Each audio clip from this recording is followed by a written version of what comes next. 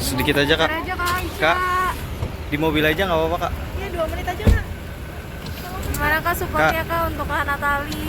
Supportnya ya pokoknya kita sebagai sahabat selalu mensupport apapun yang saat ini Natali kerjakan, karena setiap manusia itu memiliki mental breakdown menurut aku, apalagi Natali itu tidak punya orang yang selalu ada di samping dia, dalam arti orang terdekat. Mungkin ada pegawai tapi kan tidak, beda ya gitu keadaannya, nggak bukan seperti orang tua yang ada gitu.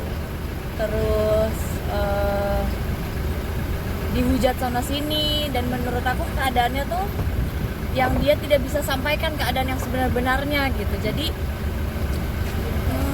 seperti orang yang perlu apa ya, kayak kehilangan arah gitu loh.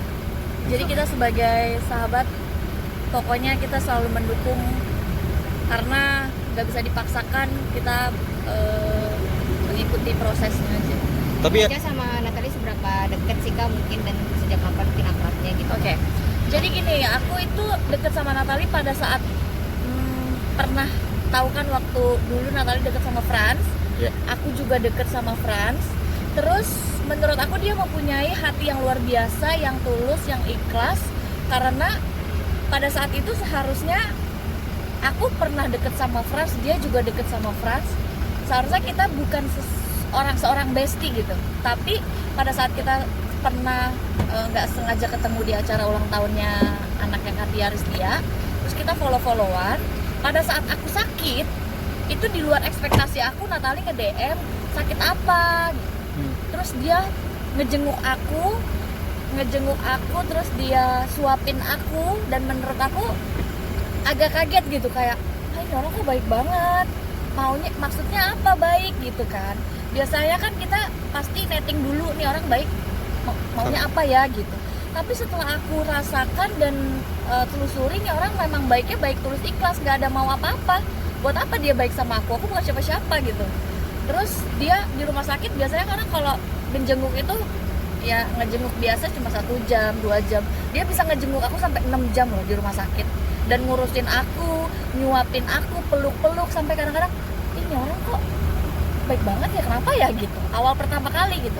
Tapi akhirnya makin kesini merasakan kebaikannya dia, aku sendiri jadi pokoknya gue juga harus ada nih buat lu pada saat lu butuh gue gitu. Jadi dia yang memulai untuk membangun cinta antara perasaan aku dan dia menjadi apa ya, aku juga jadi sayang banget nih sama Natali gitu. Mungkin sebelum dia untuk melepas hijab, memutuskan untuk melepas hijab nih kak, mungkin ada cerita sebelumnya nggak sih kak ke kakak Ya sendiri? cerita banyak, cuma kan nggak bisa diceritakan. Yang pasti dia perlu bimbingan dan arahan, dan dia selama ini belum mendapatkan tuntunan menurut aku, yang dimana aku, Fairuz Arafi, terus Umi, kita pelan-pelan pada saat dia saat ini seperti itu, kita ikutin prosesnya. Terus kita pelan-pelan juga sama Fairuz, Ca, pokoknya kamu nanti harus nggak boleh kehilangan lost kontak sama dia gitu. Kalau memang sayang sama dia, jangan kehilangan lost kontak pada saat itu, karena kalau misalkan kita kontak terus kan, misalkan dia mau aneh-aneh atau macam-macam, kita bisa larang gitu. Terus misalkan lagi kosong nggak, kita mau buat pengajian nih, mau ikut nggak gitu. Nanti yang aku sama Fairuz sudah bikin plannya gitu. Pokoknya kita setiap hari harus tanyain dia ganti-gantian. Semenjak kak Natali memutuskan untuk tampil tanpa jilbab, sampai sekarang udah pernah ketemu ngobrol belum sih kak Ica? Udah lah, sering. Setelah Natali lepas hijab, sebelum lepas hijab pun dia chat minta maaf, dan aku sangat menghargai itu. Dan aku merasa dihargai juga sebagai teman dan sahabat. Setelah itu besokannya langsung ketemu sama aku, kita makan siang. Langsung aku nggak mau menunjukkan aku marah, karena takutnya dia pergi kan dari kita.